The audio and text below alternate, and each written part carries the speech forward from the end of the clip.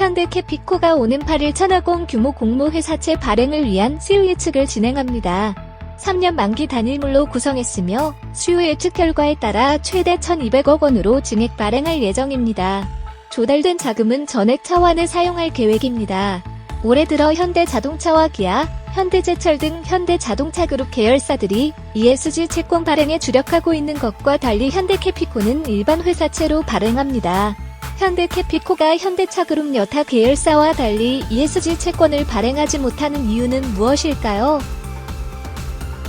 금융권 최초로 은행 영업점을 방문하지 않고 자동차 안에서 환전할 수 있는 우리은행 드라이브 스루 서비스가 다음 달 3일 중단됩니다.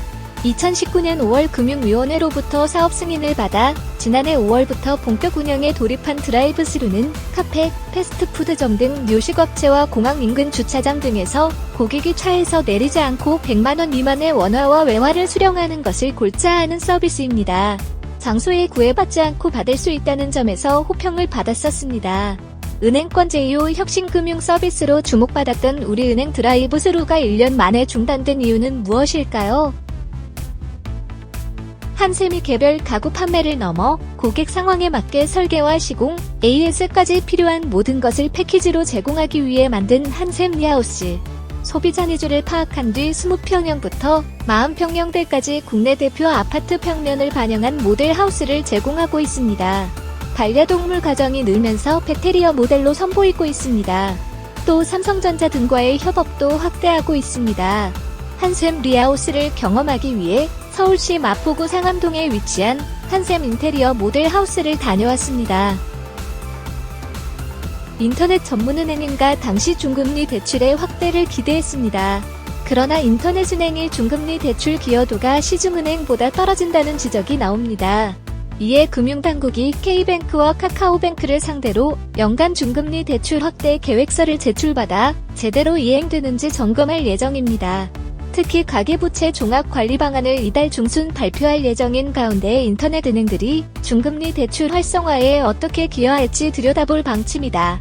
왜 금융당국은 인터넷은행에 대한 압박 수위를 높이는 걸까요? 효성의 지분가치가 올해 1분기에만 78.5% 급증했습니다. 경기 회복으로 자동차, 섬유, 탄소섬유 등 소재 부문 수익이 급증할 것이라는 기대감이 반영된 결과입니다.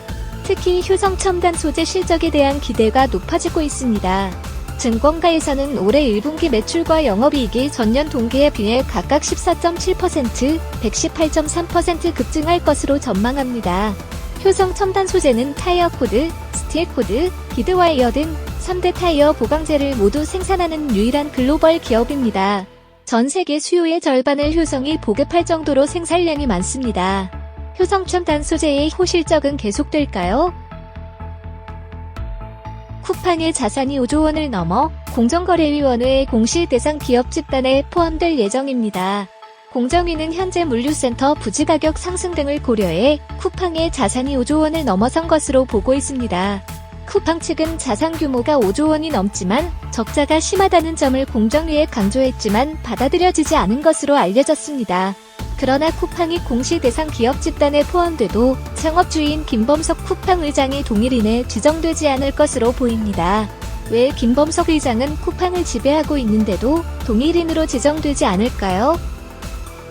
롯데 칠성음료가 퇴출 위기에 놓인 백화점 와인 소매 자회사를 부당 지원한 혐의로 거액의 과징금과 함께 검찰 수사를 받게 됐습니다. 공정거래위원회는 6일 롯데 칠성이 MJA 와인 부당 지원에 대해 시정명령과 과징금 11억 8,500만 원을 부과하고 롯데 칠성 법인을 검찰에 고발한다고 밝혔습니다. 공정위는 다양한 지원을 통해 롯데 칠성음료가 2009년부터 현재까지 MJA 와인에 총 35억 원의 경제상 이익을 제공했다고 봤습니다.